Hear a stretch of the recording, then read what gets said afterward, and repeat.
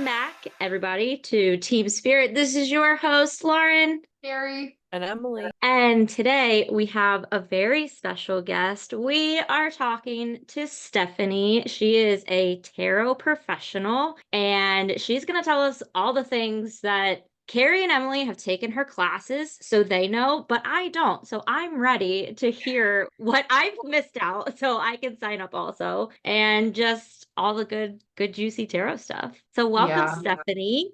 Welcome. Thank you. I honestly, just hearing that intro, because like I've listened to the podcast and I'm like, oh my gosh, it's happening. This is so cool. So thank you for having me. You're welcome. It sounded just as great as it always does. So I'm excited. Let's talk tarot. We're a podcast for the people because we're not professional. We're just here chatting, and I don't know. I like those types of things. So we hope it feels just like a conversation. That's the best part of it. That's really what it is. And we'll all learn something from Stephanie, all three of us. So there's so much to learn. And everybody listening. All four of us.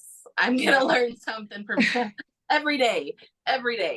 So we'll talk, Steph, about, what's your history with tarot? I guess let's start there. So we're going to need a time machine, like a whole, movies flashback here, because it's a long time ago.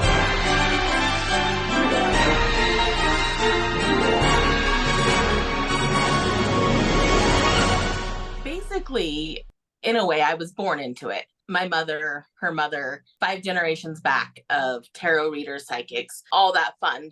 So tarot specifically, that form of divination has always been around. And for me, it's like a second language. And so just like if you grew up in a bilingual home, you pick up on that second language. And sometimes your proficiency might not be up to par with this is steadfast, because you're kind of home taught that second language. So I try to keep an open mind when people are like, well, I was taught this in tarot. I'm like, that's awesome. There's a million ways to do it. There's not one solid way to do it. I do encourage people to know that it's a structure of cartomancy, and the cartomancy is the form of divination. In that, we have 4 different types of cartomancy. So there's tarot, which we'll be talking about today, and that it's set structure. And then there's like the Kipper and Lenormand, and then we have the playing cards, which I tell you, I need to get more proficient at reading those, because my mom would lay out all 52 cards and be like, boom, boom, boom, boom, boom. Wow. I love that. That's yummy. That's my big goals, right? I'm a toddler when it comes to that stuff. So I kind of also have that appreciation for people that are learning tarot, because I get it, I learn it. The most fun is Oracle. I think it's the most fun because there's no structure, and I encourage everybody to read it, because there's no rules, there's no structures. Do it. You see the card, whatever you feel, dive into it and let yourself be free in that moment. Yeah. And hopefully, when you learn the structures of the other kind, you can take that same intuition that you bring to Oracle, apply it to the structure, and then fly. Implement it. Wow. Yeah. Oh my gosh. So how old were you when you first got introduced? Like when you first started actually playing with the cards yourself? So I got my first deck when I was 13. It was just something. Yeah. Well, I was in Sedona. We lived in Sedona for a little bit. And so very much, vortex and very spirituality in Sedona. And it was one of our neighbors was having a yard sale, and there was this perfect little Egyptian tarot deck. And I was like, that called to me. Yeah. It just called to me. So that was my go-to. Like, I didn't even think about having a multitude of decks. It was like, this is my tarot deck. And we were fast friends. And it was, the thing everybody wanted, all the friends wanted readings. And so I got a lot of practice in real fast. Oh my gosh. And then how would you say from that point into now, because I'm sure there was a lot of evolving and changing and shifting in the way that you read from then to now. So there's just not even one journey, because there's times that you put it away and it's like, okay, you know what? Life be lifing, and I got to hold myself together and pause from this, go with that. And then sometimes you're like, this is just calling to me. So you go to it. And each time you take a pause and go back, there's a different evolution that comes with it. Each one of those pauses, you kind of learned a little bit more. You grew a little bit more. And so when you come back to it, you're not doing it the same. even some life lessons, especially when we're looking at forms of divination. Life lessons happen, and each life lesson helps the reader. That experience helps the reader connect and be able to read more clearly. So as far as evolution, don't judge yourself on anybody else's path, because again, something we all have to take moments. We do. And I can't say that, hey, since 1993 I've been reading tarot nonstop every day. Like, I have 4 kids. And you know what? I grew up with the mom that read tarot cards in a very religious community, and I didn't want to be that mom. So it was like, I raised my kids because I wanted to protect them from bullying. And guess what? You can't protect them from bullying. So do your thing. Do your thing. Kids will find anything. Yeah, but so it went from me just kind of looking at the cards and studying the keywords and stuff like that and trying to memorize it. Memorizing doesn't always work, because every time I tried to memorize it, it felt unnatural. Remember, because and not even that I have background in this and that it was something I was familiar with a little bit of the language. It was still me trying to be like, this is the structure. This is like, so I need to memorize and memorize and memorize. And sometimes I guess that works for some people, but not for me. I've got too many learning disabilities, and it's like, I need something that's not set on the standard memorization. And that's how my class came to be. So good. That formed is just trying to help others speak tarot, because I kind of felt like there was a need of it. So that's kind of the evolution of what brought me here today. I think I covered it all. I mean, go ahead, Lauren. I love that you said about taking time off, because I feel like there's so much like guilt and shame when we take away time from our crafts. Like, I was just thinking about like I've missed so many like witch holidays, and I'm like, I'm being a real bad witch right now. But like, that's I have shit to do. That's just the honest truth, and that falls to the side, and that's fine. And I love thinking about it as a new journey every time I pick it up. I am so happy you said that. Love that. And it's always a part of you. It doesn't just because you take that pause doesn't mean I'm not, I guess I'm not a witch. No, it's a part of who you are. But we beating ourselves up. Definitely. And sometimes we get so into doing the practice that we kind of lose out on the purpose of it. It becomes so ingrained in just our everyday. Like, if we made moon water every single time, and it's like we do the same ritual every single time, we lose some of that jazz that comes out within us, that then we're hoping to amplify, whatever we're working with, but we've kind of lost a little of that. So sometimes a good pause is well worth for the soul to be like, I am 100% feeling this. This is my drive at the moment. And I say, follow your flow. Like, never try to fight your own flow. And this is a good segue, and something I had written down a little earlier to kind of talk about, because it's something that I'm currently going through in my own practice. And I feel blocked when it comes, like, I feel like I'm not as connected to my cards as I was when I really first started reading them and doing it more and more. And, I've been, of course, like trying to analyze it, trying to figure out what's the reason for this. And of course, that causes more constraint. And then it's just like a never ending cycle. But I wanted to ask you, have you had those moments where, okay, we're going through the evolution process with tarot, and then we just feel like we feel stuck or we feel stagnant in that art, and how to, reconnect with the cards? Does that indicate maybe we need to have a different approach when it comes to reading? Does it mean that, am I relying too much on the cards and not so much my intuition? Like, I'm just trying to see, what your experience is with not feeling as connected to the cards. Right, because sometimes it happens. Sometimes we're just in a funk, and we got to assess, is it us that's in a funk? Is it energy that's in a funk? Is it, sometimes we've done too much energy work and we're not understanding like what this draw on ourselves is. So there's a lot of different ways to look at it.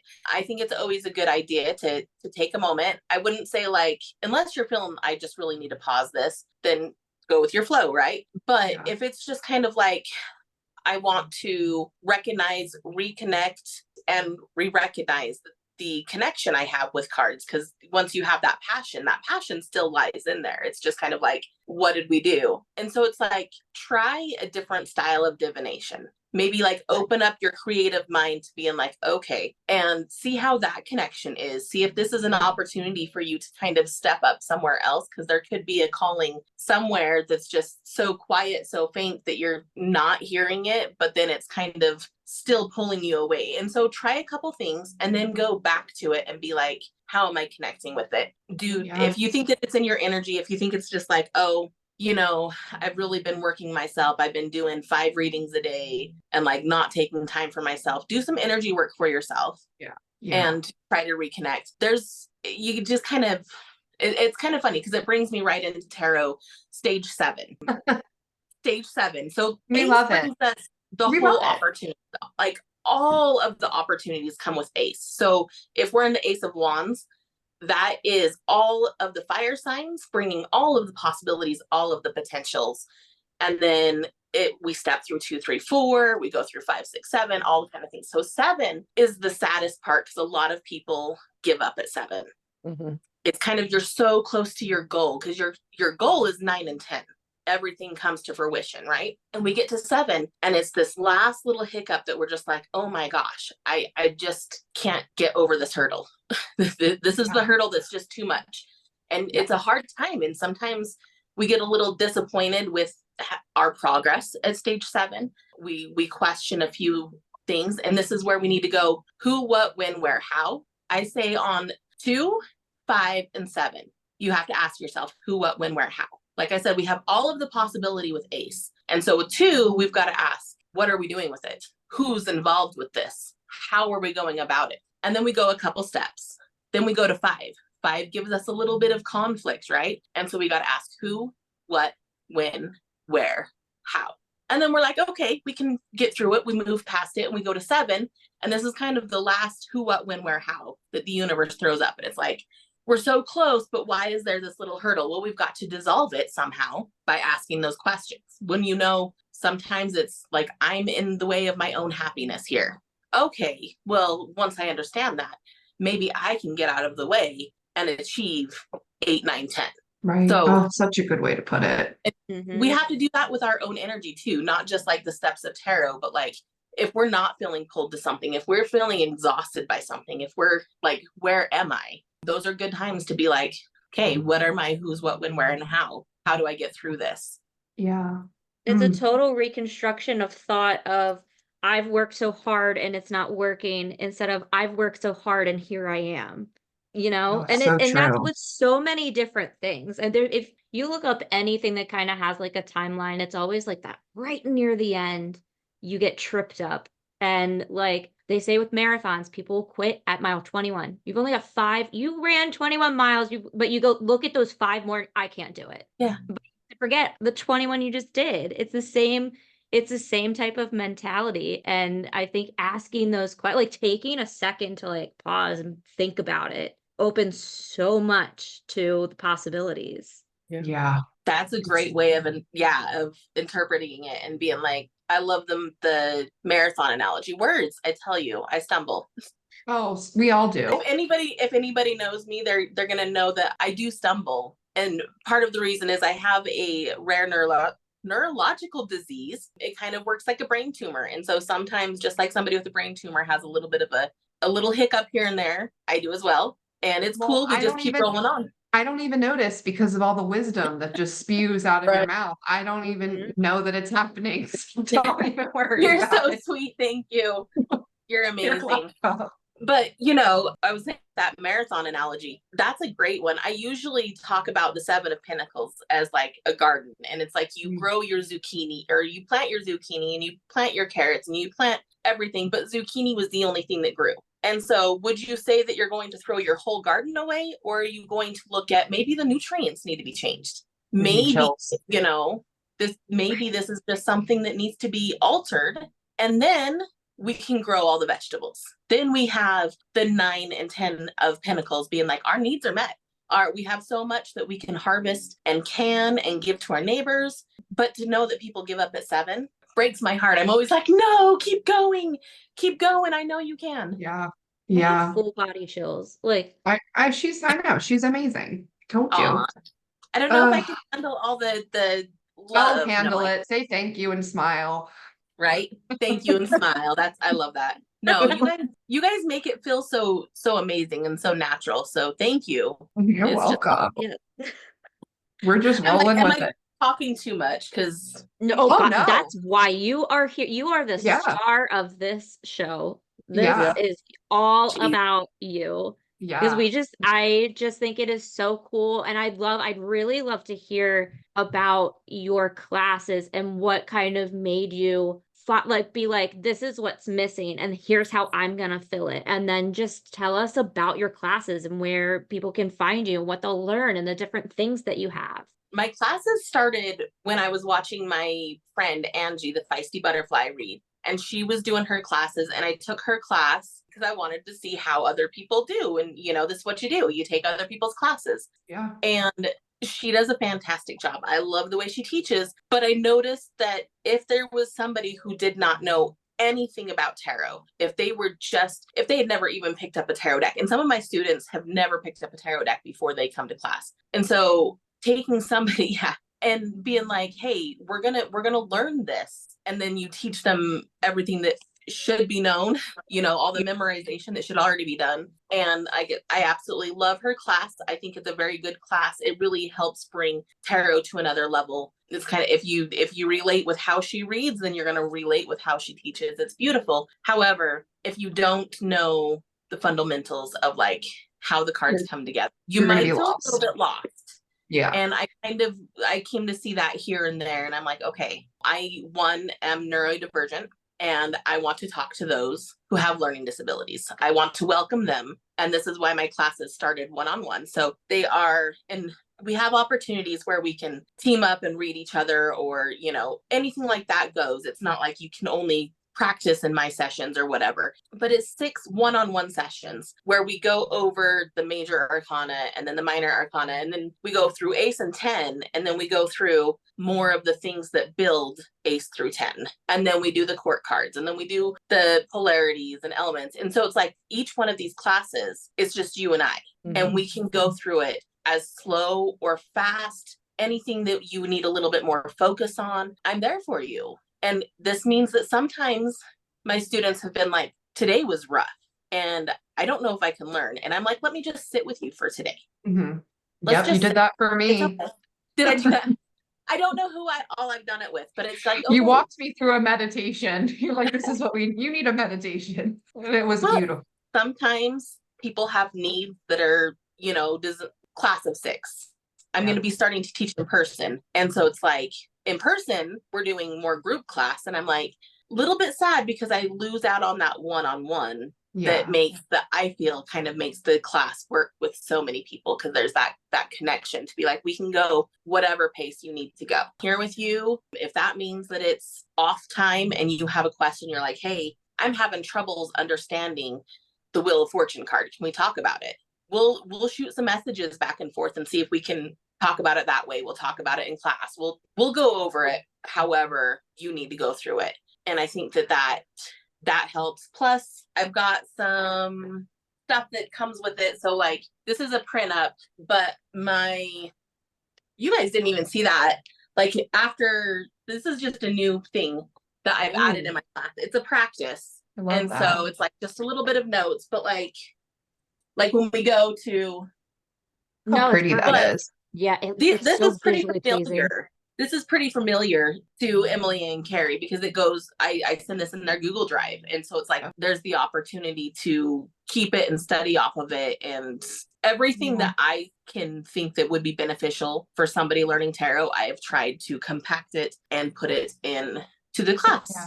I love it. It was an amazing class. Yeah. It really was. And for me, who always has struggled, like, retaining information, I never had an issue. I mean, because of the way that tarot really is a story. And I feel like you capture that so beautifully. I never felt like I had to memorize, or of course there's some studying, but it felt different. It felt so much more in alignment, and it flowed so well. So I highly recommend her class. It's so cool how it's like you took it out of the construct for yourself when you were learning, and then you put it into your class to make it so personal because everybody learned so different. And I think that's the scary thing when you first like think about it and you kind of look online or pick up like one of the books that goes with it. It feels very repetitive in a memorizing type way. And to take that out and let it be intuition with the practices that suit you is so cool that you provide that because it's so unique.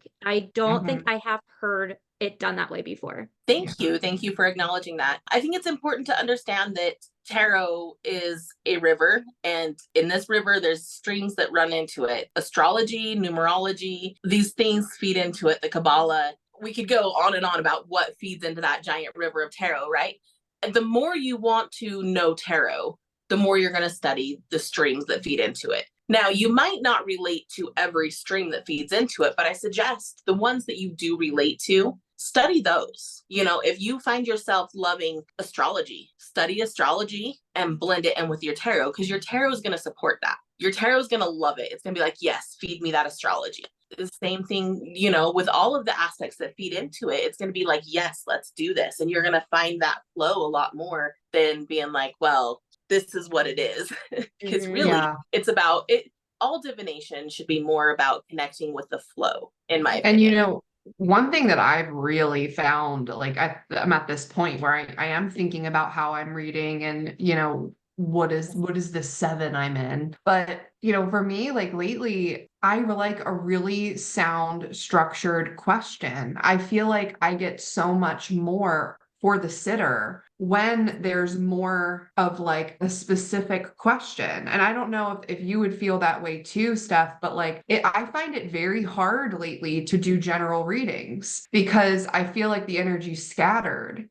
And like I feel like I'm getting to the point where I'm trying to figure out how to fine tune it so that I can help the sitter. Like, okay, so we're struggling with, let's say, your relationship, your partner. Okay, well, my job is to bring through insight and clarity and understanding. And it's hard to do that when what is it that you're looking for? What do you want out of this? And like that's what I'm coming up against is like, but I'm a people pleaser and I'm like afraid to say that on my live, you know, but it's like I feel like the more structured the question, the better the information comes through, the easier it comes through, the more specific, the more psychic it is. And my suggestion for the sitter on this would be ask open-ended questions. That's the best way to get the biggest bang for the buck on the sitters. They think is by asking kind of a general question. Maybe you're nervous to ask your real question. Maybe you don't know how to word it correctly. You know, there's a whole bunch of what could be the reasons why we're asking just a general reading. But for the sitter in particular, if you have an open-ended question that you ask your psychic, you're going to find the answers a lot more reliable. It's just going to resonate better. So I suggest doing that. Now for the readers, if you know that this person is just like, I'm going to get a general, and you're like, okay, this is going to be a general, understand that one of the things could be that they don't know where to start with their question. Yeah. And so energetically, we have this ability to where maybe we can pause for a second and kind of feel and be like, are we feeling the pull to financial? Are we feeling a pull to spiritual? Check with ourselves and how this energy feels, because they might just need a little bit of help knowing how to get to their results.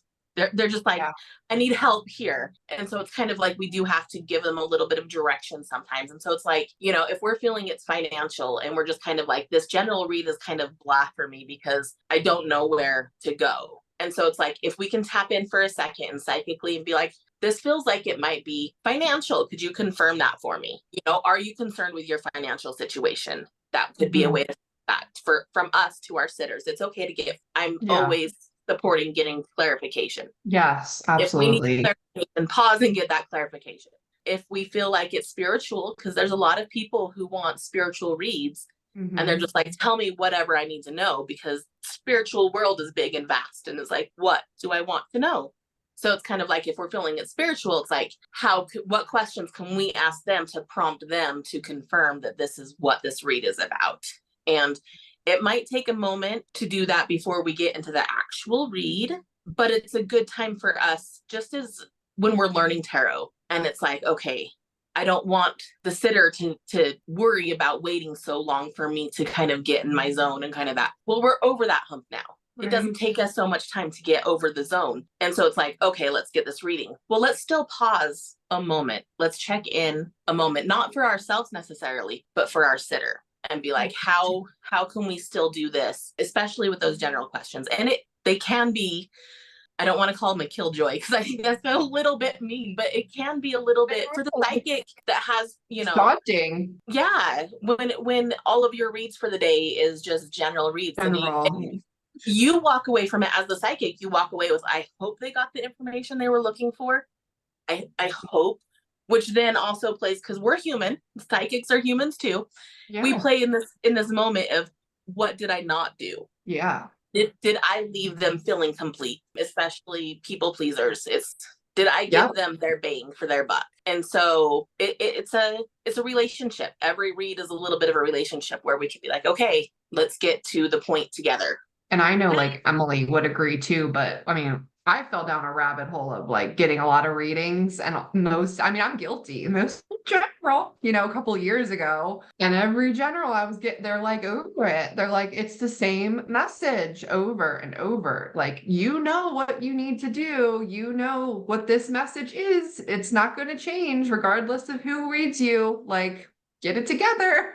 And a lot of times you come in and you know what you want the reading to be on, but you want to hear it from the universe. Absolutely. So you say general, but I know it's like flipping a coin, and you know what side you want it to land on, like in the air. And it's just, it just sometimes feels comforting to just say general. And stuff doesn't, and the way I love, when you go on live and I'm able to go in there, I think it is so important. And I think you do this so beautifully in the way that you educate while you read. And I think a lot of, sitters, they just you don't know what you don't know either. You know what I mean? So like, not everybody goes to tarot class. Not everyone understands the structure. Not everyone understands like how the cards are intended to be used to serve you. Right. And I think you do a really good job explaining those things and getting to the root of it. So I love it. Thank you. That's awesome to hear that feedback. Because I'm like, going live, I'm like, man, I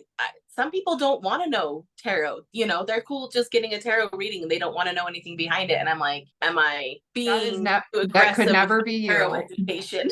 No, I think it's beautiful, and I think it's needed, because they're taking away so much more than just whatever messages are coming through. They're taking away some education on it. And then if they go to the next read, they'll understand it better. I think that's really important. Because it can feel so daunting. Like tarot as a whole can feel, when you're thinking about all the cards and the numbers and the signs and everything that goes into it, it can feel really scary. And I think if I'm watching and you're explaining at the same time, it adds this level of, I could do that. Like, I could understand this. I see it a whole different way. Again, like I don't think I've ever seen a reading. Usually everybody, explains the card, but to go into more detail about tarot with it is really cool. It is. Well, and for the people who want to learn tarot, reading it intuitively is fine. I'm not going to shame anybody for just picking up a tarot deck and just reading it 100% intuitively. Do you, Bill? But I encourage you to learn it, because the more you learn, the deeper you're able to dive in that reading. And you're really using the tool to its maximum capability. A hammer, we know what to do with a hammer. It's a simple tool, but knowing what hammer does what job, what job are we doing, and why are we going for a sledgehammer when we really just need that little one to just do those tiny nails? Why would we go for something that's going to put a hole in your wall? Do damage. So it's kind of like knowing how to use your tool plays a big advantage in giving those readings, because it's like, if I pulled the 5 of Wands and I'm like, we're hitting a piñata. This is a party. We're celebrating. This is such fun. Oh God, yeah. That's pure conflict. That's like a pure, we're ego. That is a very Leo card. And so we're very much in our ego place of that with that card. And so when we have too much ego, it's not a piñata party. It's a straight up competition. Yeah. So somebody's dog gonna fight. get hurt if we go into it thinking it's a pinata party. You Right. know, let's Oh blindfold yes, and take start this swinging this job. bat. Take this job. They do employee of the month parties. Right. Oh my It, gosh. we have Yeah. the emperor, the devil, and the five of wands, and it's like, man, you hit the lottery. Uh, it's just gonna work better if you know Yeah. the structure of it, so you can kind of understand why is that card such a conflict. What is, Right. because each of the cards actually have a personality to them. We mentioned earlier that ace is the power of all of the signs, right? So ace of wands, we've got Aries, we've got Leo, and we've got Sagittarius. Then we go into 2, 3, 4. That's Aries. That's the cardinal. So we're all 4 cardinals here. So 2, 3, 4 in tarot are all cardinals. Yeah. And then we have fixed, and then we have mutable. So 5, 6, 7 are going to be those fixed signs. Like I said, Leo, we're going to understand. Leo is going to be more of an egoic card. And 5 of wands is Saturn in Leo. And so we are dealing with some power of structure. We're dealing with some issues there. And so to understand it will amplify said reading. And I love knowing the personality. I'm like, oh, you know, we're dealing with Adds a lot more Like a flavor. bond that way. Yeah. Like I feel connection with the cards when I feel like I'm understanding their personalities. Because yeah, sometimes they throw us that shade, and I'm like, okay, loud and clear. the 9 of Pentacles, you know, she is the lady of luxury. We're talking Virgo energy. Like she is living that Virgo dream and she's showing it. So it's kind of interesting to know the personalities that are in the card and understanding the zodiac and the numerology in those two. So It never, I mean, does it ever end? I don't think it does. I think it just, it's endless. That's the beauty in it.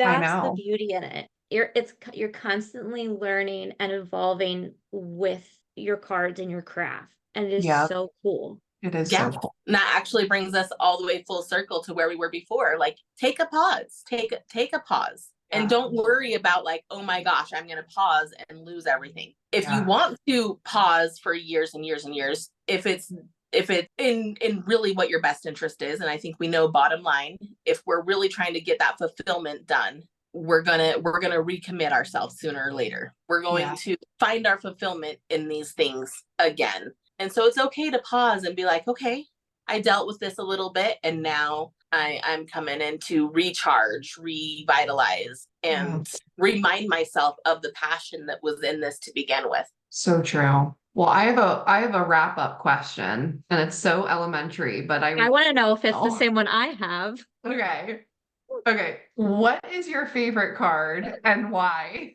My gosh. So my favorite card, this is such a hard one because one, let me just tell you, I'm polyamorous. I don't have a favorite anything. I love everything. I love everything. What's your favorite flavor today? Exactly. I have different reasons why I love and respect different cards. For instance, like the Hermit. I love the Hermit. And, you know, often that might pair up with I love the Hermit and the Moon, depending on what I'm going through. Because if it's a time where I'm like in like understanding that deep reflection, those two cards are like really deep reflection, right? So it's kind of like, this is what I'm feeling. Sometimes, you know, I did a reading on myself earlier and the Hierophant card came out and I was like, cause I'm that mentor, I'm that badass teacher kind of thing. So that was definitely the card of the day when that popped. So it's such a hard question because it evolves. It evolves. Sometimes there's just this, I get this call that this card is the one that's for me for the month, and that's my favorite. And people will be like, what's your favorite card? And I'll be like, High Priestess all day, or Queen of Pentacles, or whatever it may be. But honestly, it depends on what I'm mucking through. I love so I mean that is like the perfect answer from a beautiful reader. I mean that seriously. Because there's so many cards that get a bad rap out there, and it's none of them are really meant to be negative.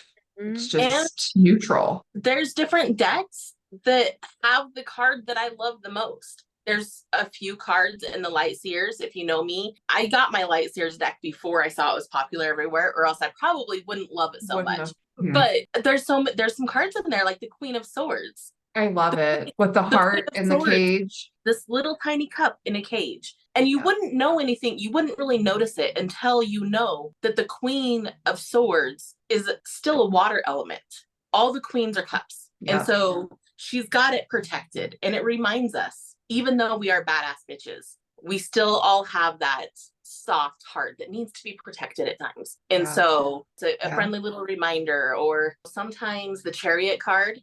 And this is why I love having so many decks. That Chariot card is a big indication of like how fast or slow you're going. We know the Chariot is movement forward. Now, if that movement forward is like a Ferrari, I have some decks that it's a rhinoceros. And that tells me you're not going to stop for any of those hurdles that are in your way. You're bound to like break through barriers to get your job done. If I see a snail, we're moving, we're trucking along, but pretty damn slowly. So favorite card, and sometimes depending on what a deck it's coming from, there's so much availability and beauty in it all. It's hard to have a favorite. It's like your children. You love them all differently. You love them all. It's so true. It was a great answer. Yeah. I love light seers though. I had no idea it was that popular when I got it either. And actually, with me feeling a kind of certain way lately, that is the deck I feel the most drawn to using right now, interestingly enough. Isn't that amazing how it works?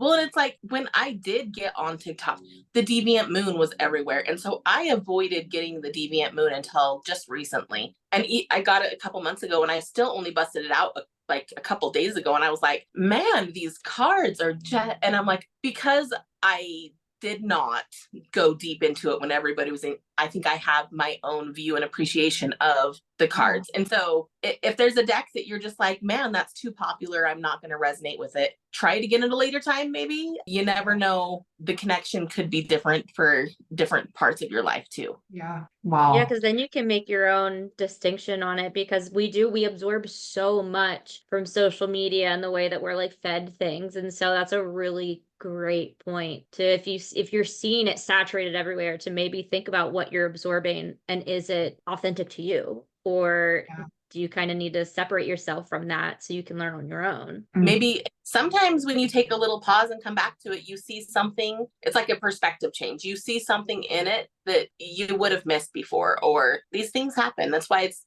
always good to just go with your flow. Whatever feels like your flow is being called to, you just got to float with it and discover what comes along your way. I love that. Well, Steph, where can everybody find you for your classes and for your readings and all of those things? So most of all on TikTok right now, I'm going live on Wednesdays at 10 a.m. Mountain Standard Time. If you check out my bio, there's a link. You can find all of the stuff there. You can email me, TarotbytheC. So if you Facebook, Instagram, TikTok, I'm doing a little bit more on YouTube. I'm still like ADHD brain. So I'm like, I'm going to do this. And I get like, and then I'm like, I'm doing this over here now too. But you look for me, TarotbytheC, message me, tarotbytheC@gmail.com. And we have the classes set up, so there's a payment plan for them. But if that payment plan doesn't seem to be friendly, email me and we can work out something. I'm a big believer that your financial limitations should not be the barrier between you getting a good, solid understanding of tarot. Yeah, awesome. And Tarot by the C, and that is the letter C, just to the letter C. Yeah, let's be clear. I know. Well, it's because my last name, and so I was like, I love it. Tarot by No, the I love C. to play on words. No, we love the C. We love the C. Yeah. Well, I appreciate you so much and for sharing your wisdom and your energy with us. I feel like my brain was exploding like this whole time. Like the way you put things is just love it. Thank you so much for taking time to talk to us. You're welcome. Honestly, this is why I do classes that are an hour long, and then we rest for a week, and I'm like, digest all this for a minute, because your brain does get to the point where it's like, I'm trying to take in everything, and you do go through that, your brain just on max. And so you take it and you digest it. And this is why it's like, if you have questions on anything we covered, reach out to me, because I'll be happy to go over it again. So you guys are amazing. I got to tell you, it's an absolute pleasure. You guys just are beautiful people, and I love being in this zone with you. Thank you. We love having you here. Yeah, you rounded us. You rounded us. We did. We stayed really on track. Did you notice that? Yeah. Thanks for grounding us. That never happens. That's Nope. scary. I'm like, oh my gosh. Because really, I'm just like, man, Steph, you just talk so freaking much. No, I don't no, think you could have, that's what we I don't think want. you could have talked too much. No. I love listening to everything you've had to say. Yeah. Well, Well, you want to take us away, Lauren? Way away. So first of all, I want to again say thank you to Stephanie for being here and talking to us and enlightening us. I mean, I just think it was so beautiful. So you can find all of us on TikTok and Instagram. Stephanie is at Tarot by the C, and that is the letter C. Carrie is at Clarity by Cam, CAM, and we are Team Spirit Pod. And I almost forgot. We also still have our bite tag code. It's 15% off with the code Team Spirit Pod. And we will see you next time. Bye.